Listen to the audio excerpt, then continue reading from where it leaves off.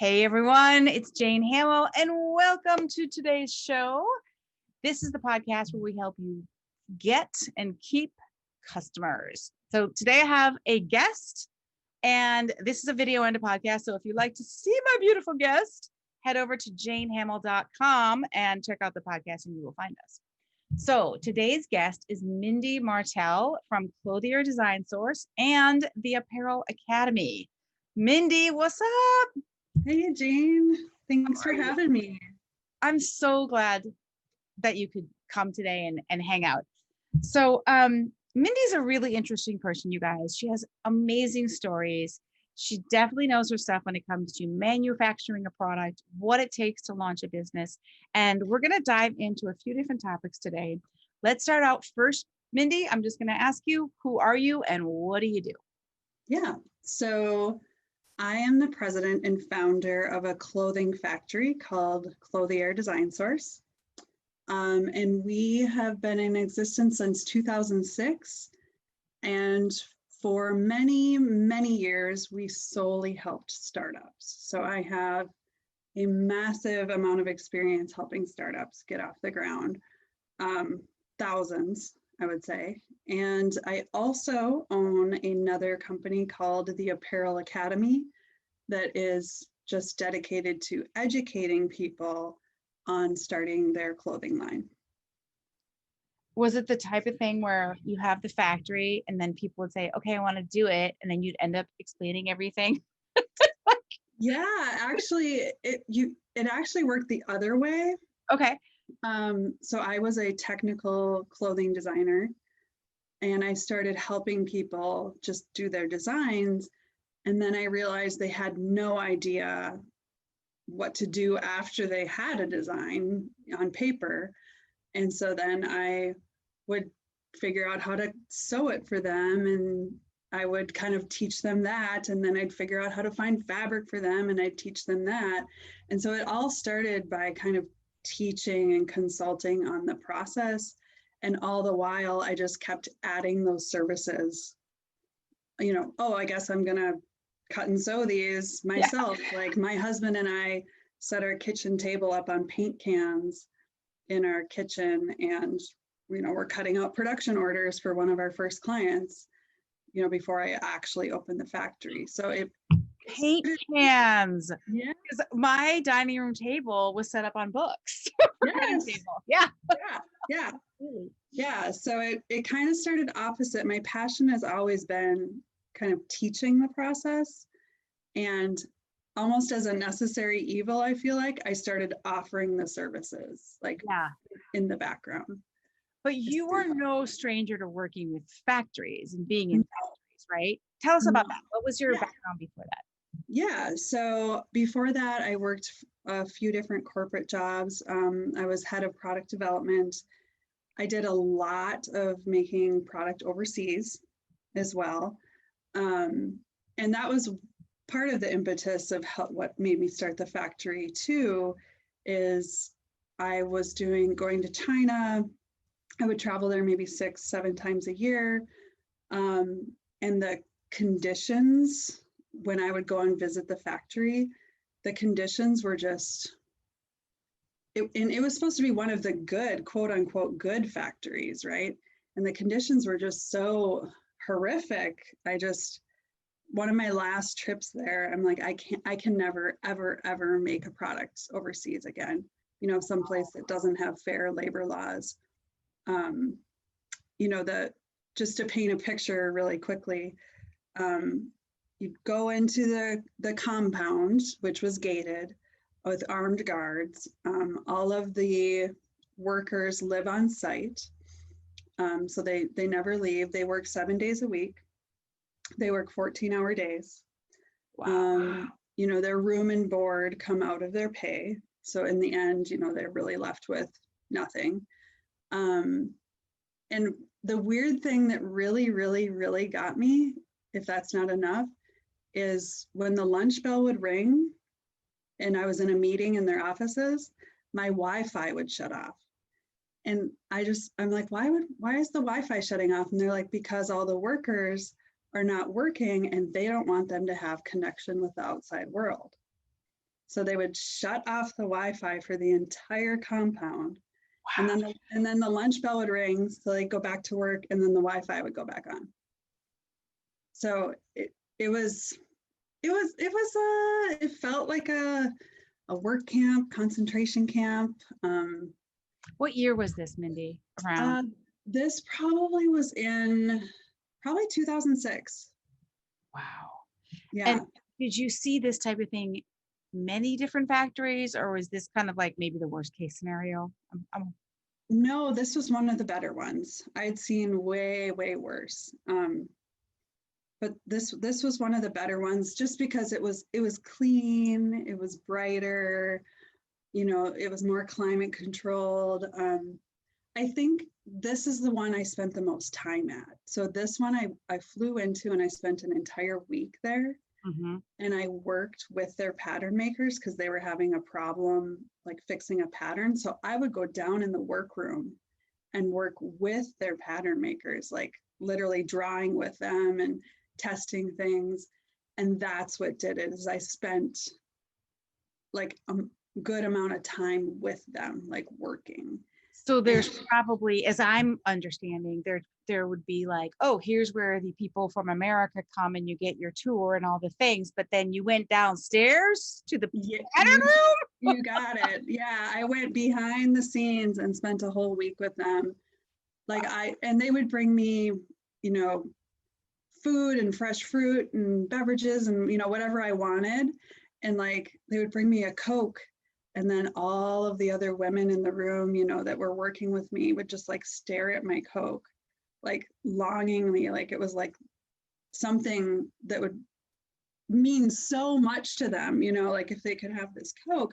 And so I would sneak the Coke and like not drink it and hide it and give it to one of the girls I was working with. And it was like, it seemed like such a big deal for her to get this Coke. And I was just like, oh my gosh, we just can't, like, every time we're buying that, $9.99 t-shirt, we forget that somebody's paying for that, like, because you're not paying for it in dollars, somebody's paying for it. And wow. Yeah, so it was quite life changing. And so at that point I vowed never to make anything overseas again. Some of my clients do. Some of my clients choose to, like if they go through the Apparel Academy, and I give them all the information, and, and just like, I highly recommend you visit, and, it's your choice, but, here's everything I know. So tell me then, that was 2006. Mm-hmm. I'm hoping things have changed in many different ways. What's your take on that? Like, is it better now? I mean, they have more rules now? Like, no, I don't know. I don't think it's better. I really don't. I don't think it's better at all. They're like these factories I was in, they were WARP certified, which is supposed to be the, reigning authority on, treating your workers well and having good work conditions. I think, the building wasn't falling apart. A lot of it has to do with the building being in nice condition, like that Bangladesh episode, right, where the building collapsed and people died. Like, these buildings aren't going to fall apart. These people are physically safe in their environment. There's fire exits and, things like that. And it's clean and it's well lit and all that stuff. So like that, I think, has come a long way over the years. Yeah. But, when the government of the country doesn't have any fair labor standards of like, if you work over 40 hours or you get overtime and, like all this, there's no minimum wage that makes sense, or, that's really what matters, is like the wage and how many hours they work, I think. And do you think that you would not have known this if you didn't have that particular experience where they needed you in the pattern room? No, and it's been 14 years now, and I actually still force myself to like remember that, because if I'm in Target and I see a good deal on a cute shirt, I like, it's hard to even stick to my own standards, right? Like, even though I've seen it with my own eyes and experienced it, it's just, you know, you forget, right? It's been 14 years since I've stepped in. It's easy to like remove yourself from that. But I absolutely guarantee, like, if everyone could go and spend a week in a factory like that, the entire world would change their spending habits.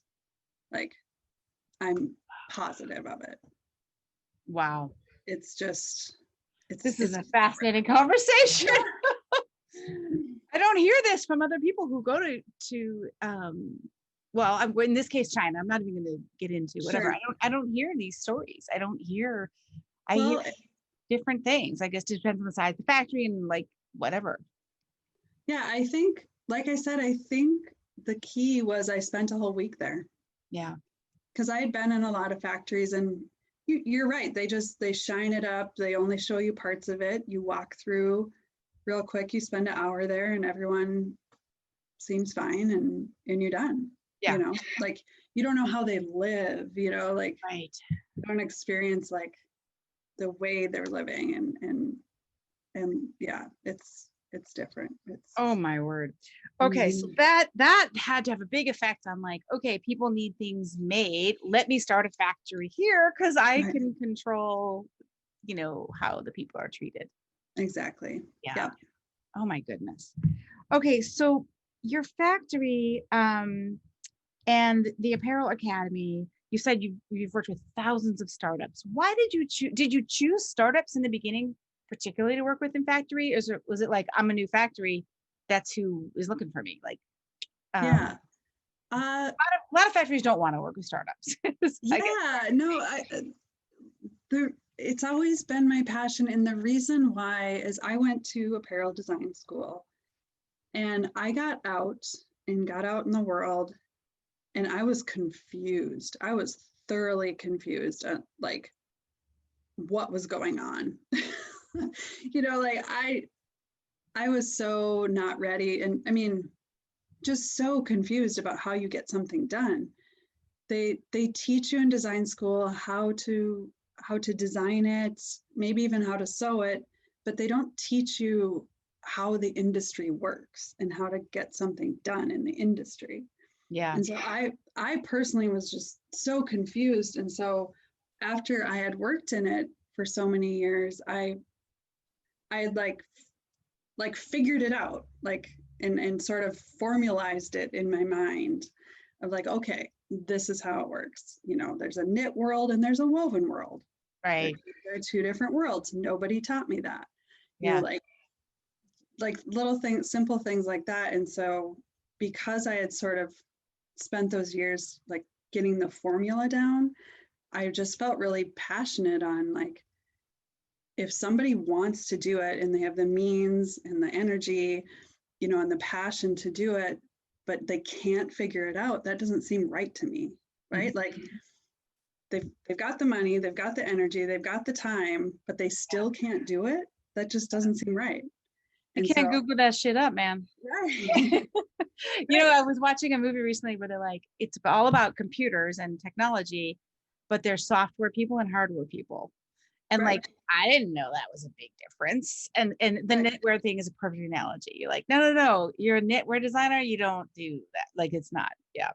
Right. When you're working with all these startups over all these years, and that's a pretty tight relationship, not only teaching them, but if you're in a factory together with them, like, you really get to know these folks. What do you notice about the startups that you've worked with? How do you know who's going to succeed? Are there some signs or some tells of like, this person has a really good shot, this doesn't, you know? Can you talk about that a little? Yeah, definitely.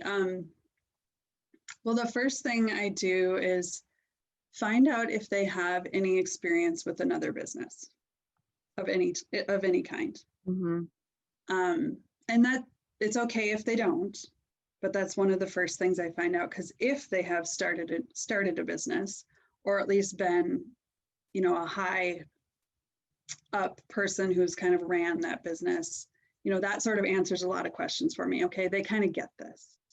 The next thing I do is, have they ever developed a product? It doesn't have to be apparel, but have they ever developed any product? And if the answer is yes, then I'm like, okay, they get it. It's a process. It's not just snap your fingers and magically there's a product that appears, right? Yes. Because a lot of people think you go from idea to manufacturing, and there's like a whole bunch of stuff in between. I think that's what they do on Shark Tank, or some of them. Like, right. And then really just, do they have a budget? It does take money to do stuff. And then what are their skills? Their own personal skills. Like, a lot of times they're really good at marketing, or they're really good at finance, or maybe they're a really good designer. But I try to figure out, of all the different skills you need to create a clothing line and launch it, what skills do they personally possess? And, what holes are there that they don't have those skills? And then figure out, who are they going to need to hire to help make this thing successful? So if you have someone who comes in and they're good at designing, or they're creative or whatever, like most people who come in, I'm assuming, if they're anything like the people I've worked with, they have an itch they need to scratch of their own. They have a product that they either want or they see somebody needs in a way, right? And so they think it's all about the products. Right. I think that's kind of the most dangerous one. What do you? Yeah, for sure. The biggest red flag of a person who's not going to succeed is if they think, if I make this product, that's all I need to do, it will just magically sell itself because it's so cool and it's so unique. And even if it is the coolest product and the most unique product, I know for sure it's not going to sell itself. Like, they need to tell the world about it in some way, shape, or form. And if they haven't thought about that, or don't have a plan of how they're going to get it out there in the world, 100% they'll fail. So like how 100%. often does that happen, where someone's like, I have this great product, let's go, but they have not considered how they're going to sell it? Oh, unfortunately, I would say 75 to 80% of the time. Oh my God, that breaks my heart. I know. Yeah, it's a very, and to their credit, and even me, just learning in the last few years, like PR, for instance, I didn't realize, I thought like newspapers just found out about you, did their own research, found out about you, and did an article on your product because it was so cool. Like, that's not how it works. You have to really work at PR. You either have to hire a PR firm and send out press releases, and you feed them the information. They don't come to you, right? I guess, and it's the same thing with all the marketing. It's like, you have to feed it to them. They aren't going to find you. That's so interesting. So when somebody comes, all right, so tell me about, I have so many questions. Yeah. Your business pre-COVID was mostly startups and helping brands launch and doing production. And then COVID hit. And I'm assuming that affected the factory in a big way. You want to talk about that for a sec? Yeah. So I have had a couple of lung surgeries. So I have a pre-existing condition. So when COVID hit, I was scared, and they didn't know much about it yet. So I have a family. I said, bye family, I'm going to go to the woods. I went to a cabin in the woods. Minnesota, right? And your factory's in Minnesota. Okay. Yeah. And luckily it had Wi-Fi. And and I just went to the woods for 5 weeks straight. And all of my orders were getting canceled. My entire 2020 plan was just dying. It was getting canceled, and our factory was going to shut down. Yeah. And so I got on the phone and I I literally worked 14-hour days for about 5 weeks straight, worked all weekend, and completely transformed our factory into a PPE factory in that time, and figured out who needed PPE, figured out how to make PPE, figured out what PPE is. Right, right. and just completely transformed it. And so that's what's gotten us through this year. And luckily we could stay open and still service the brands that could still be placing orders. Okay. You know, in addition to the PPE, but that was how I was able to keep all of our staff on, keep things open, keep things running. So when the brands started trickling back, at least we were still here and able to produce their stuff. I can't even imagine this scenario, because as a mom, you guys, Mindy has kids. Mine are 14 and 17. Hers are 13 and 16. Mm-hmm. These are needy little suckers. Like to leave, to be able to be forced or whatever to leave for 5 weeks and have a business that's upside down and having a pre-existing condition with a scary as heck pandemic, in which continues to be scary. Right. That must have been absolutely terrifying, honestly. Yeah, it was terrifying. But it all, I think me going away to the cabin was like a blessing in disguise for the business too. Like it all made sense, because I don't think I could have worked that hard Yeah. and that much if I was at home. You know, like I couldn't have actually saved the business, I don't think.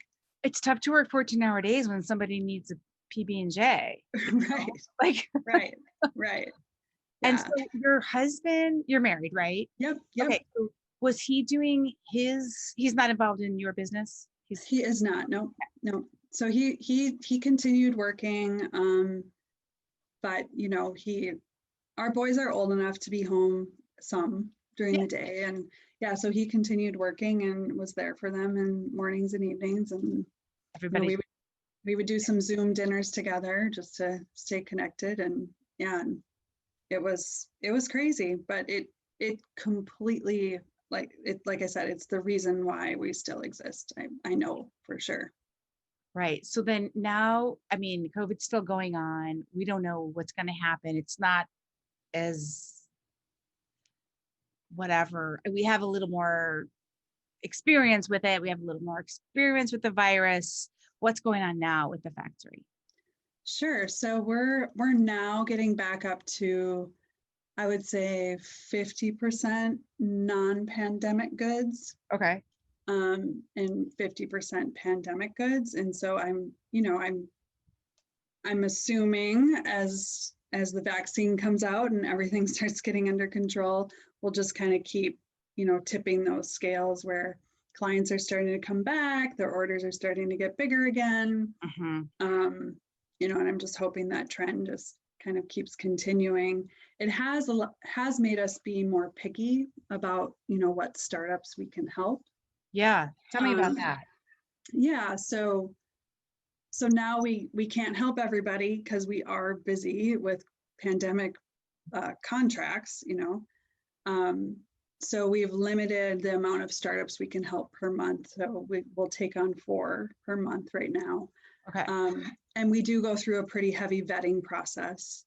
And one of the big things is, do they have business acumen? And really, we just find that out by, have you thought about the future? Have you thought about what's going to happen after you make this product? Have you thought about how you're going to sell it? Have you thought about who your audience is? Have you thought about, anything beyond the product, basically? Yeah. And if those answers are yes, then we know they're going to have a chance to be more successful. Yeah, I have been begging people to consider it a dual path for the last 15 years of like product development, customer development, but it's a very difficult concept, I think, for people who are new to business. Yeah. Like, how can I develop a customer based on nothing? Yeah. Well, not nothing. You're not selling you're never selling just the product. You're always selling something besides the product. And so that's a tough one. Yeah.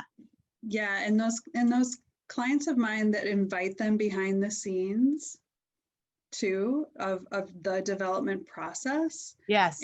And pull back the curtain and kind of invite them into that world of like the trial and error and the things we're working on and the new fabrics are in today and stuff like that. Like you have stuff to talk about. Yes. Even though you don't have a product yet. And yeah, you have behind the scenes content, but it takes serious nerve and probably someone who's owned a business before to have the guts to put that out there and know that you're going to live and survive if the business doesn't work out. You're not going to die of shame or embarrassment because you said we're doing this, but now we're doing that. You know, you're right. You get really vulnerable, don't you, to do that? Yeah. Totally. Mm-hmm. Yeah, I was talking with it's a long story, but I was basically saying, why don't we do this and we'll document setting this all up, this new thing, and let people know how it goes. And she's like, what if it doesn't work? I'm like, then we just say it didn't work. She's like, I can't. Like, she's like, I can't go in and say I'm doing something and then not do it. I'm like, well, of course you can't. Like, yeah, right. I don't know. Yeah, for sure. I mean, that's a really good lesson to learn too. I can't tell you how many businesses and ideas I've started that didn't work. Oh, more than I can count. Yeah. But you have 2 that are working. So, right. So all the people in the Apparel Academy, some of them are going to want to, so they're learning and everything's remote, I'm assuming at this point. Yep. And you were already doing remote before that, because I know I've been a guest teaching the content marketing for you guys or with you guys, whatever. But so all these people go through it and then you say, okay, some of you, the product is a fit and some of you we can help. What products do you make in your factory? What is your specialty from a product standpoint? Yeah, so our factory makes functional goods. That's also kind of part of what we're vetting. We do, making high, like fast fashion doesn't really fit with our factory. So we always say it has to be a garment with a higher purpose. So I guess a good example might be a shirt or pant that also holds an insulin pump. Yeah. Right? Or, it doesn't always have to be medical. It could be, Oh, you have the firefighters, the undergarments. Tell us about that one. Yeah. So we've recently developed a line for firefighters for an entrepreneur who was a firefighter. So he was a expert in the field, and they end up getting cancer quite a bit from the like fire retardant stuff in their clothing. Yeah. And there's been a lot of research on how that can cause cancer. So we ended up making undergarments that would shield them from the fire retardant chemicals in their clothing. So cool. Right. So that's another example. It's like a garment with a higher purpose. Yeah. Which, I found also helps the companies be successful because they have a really good story about why they exist. Right. And who they're helping.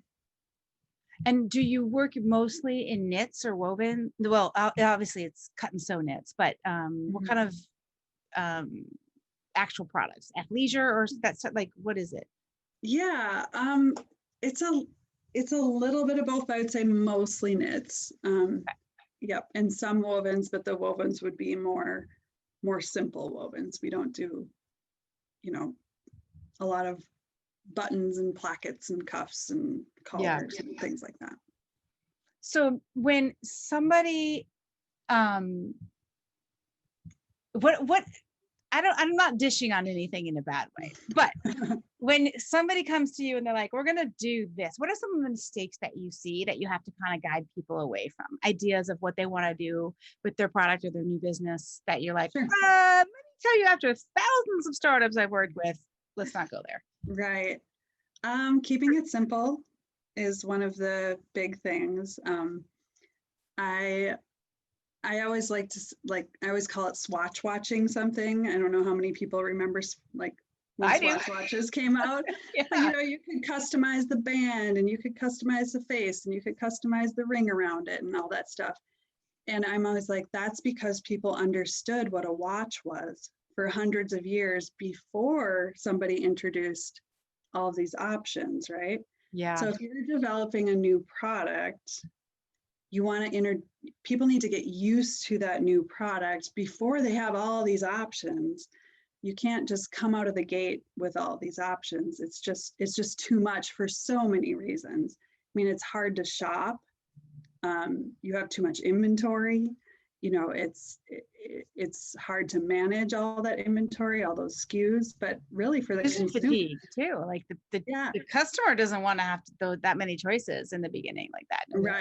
Right. So just keeping it simple is one of the big things I'm really helping people with in the Apparel Academy. Is like, they usually start like this, and then we get them narrowed into like, why don't you just service this person? Or another good option, another good example is like, let's say they're selling a shirt with an insulin pump. Go back to that example. Then they also want to offer a headband and some socks and things like that. And I'm like, that doesn't make sense, because your product to me is specific to people that need an insulin pump. People aren't coming to you for a headband, like that doesn't make sense. Like sticking with your mission statement, who you are, and your product, like sticking within that. Not to mention the first thing I thought of, socks. That's a totally different factory. You can't even get that. Like, no, like you gotta have to go overseas for that. Or right. Socks. Okay. That's interesting. Yeah. So just keeping it simple and keeping it focused. Because I think people get spread out really quickly. But they're worried, I'm assuming, because this is what I hear and I go through myself. Well, what if it's so simple that it's not enough? Right. Like it's only a thing with an insulin pump. But if I had socks, they could buy that and they could buy that. And like I had something for more people. But it doesn't really work that way. It doesn't. I think people want to know who you are, why your product exists. And if you stick to that and you have a super good story, that it'll sell. Yeah. It'll sell, even if it's one product.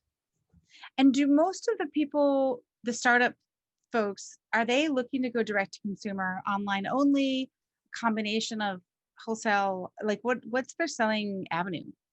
Yeah, most people want to go direct to consumer, online only. I like that. Yeah. Mm-hmm.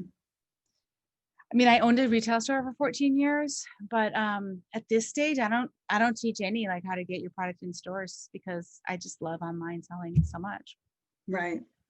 Well, and you have the whole markup problem you have to deal with too, is, the markup, the markups. But honestly, I do teach that they should have pretty much the same markup, because you have to sell it to yourself, and then sells it to the consumer. So you're doing all that work of the retailer. Right. So yeah, that's true. I teach pretty much the same markup. I know a lot of people teach. I've heard this so many times. I don't know who the hell started this, but I don't know if you would agree or what, but like they say, well, for direct to consumer, you just take the cost of goods sold, multiply it by 3, and that's your retail price. Like that leaves you no money left. Right. No money for advertising, no money for markdowns, no money for mistakes. Like, right. I think that's pretty lean, depending on what it is. It is pretty lean. Mm-hmm. Yeah. I mean, if it's a product that doesn't take a lot of product development, like, so let's say you're the firefighter and you have these 3 styles that you just continually sell. That's one thing. You're not going into product development every season. But if it's women's wear or like an apparel brand, like you got a lot of expenses to come out with new styles, Yeah, exactly. Yeah.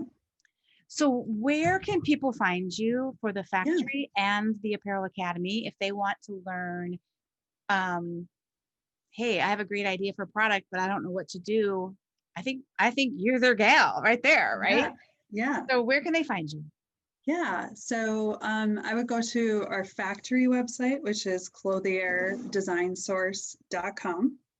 And it's CLOTHIER designsource.com. Source, yeah. .com. Yep. Or go to theapparelacademy.com. And baby. Yeah, and if they're really like looking to start a clothing line, I would also check out the Apparel Academy YouTube channel. There's quite a bit of content up there. Oh, great. Okay, awesome. Good to know. Okay, so anything that Mindy mentioned, you guys, or anything we feel can support this podcast and episode, we'll be back in the show notes at janehamill.com/Mindy, because I like to keep it simple like that. But really interesting stuff. So the most important thing you say is keep it simple. Yeah, keep it simple. Because Stay it's hard to focused. do, man. It's hard to do. It is hard to do. Again, it takes courage to keep it simple.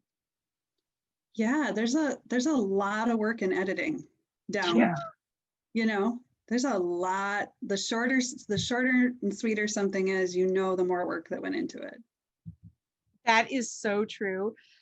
There is a great quote. I forget who it was. He's like a speaker writer guy from back in the day, and they said, "Oh, hey, can you do a speech on blah blah blah?"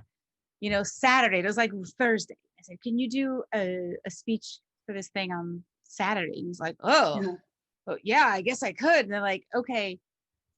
He gave him a price, and they go, "Oh, no, it's that price is too high. It's only 15 minutes." And he goes, "Oh, well, then you can double that price."